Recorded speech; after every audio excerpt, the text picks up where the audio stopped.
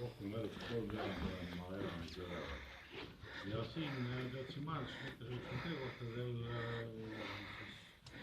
ühiskondliku formatsiooni muutumise ajal sain ettevõtjaks, olin 10 aastat ettevõtja ja 2002 valiti mind Jõgeva linnavolikogusse ja võib-olla isegi, et endal ootamatult sain abi vallavanemaks ja pärast seda olen teinud kohaliku omavalitsuse tööd.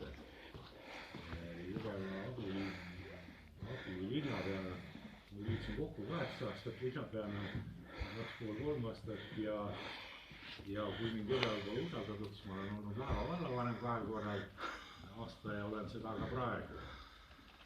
Ja mida ma siis rohkem õskin mõnele. Igal volikogu liikmel on õigus ühele küsimusele. On midagi Marko anda? Ei ole, aga aitäh. Oi, vabandust. Kuna meil on käimas selline omamoeline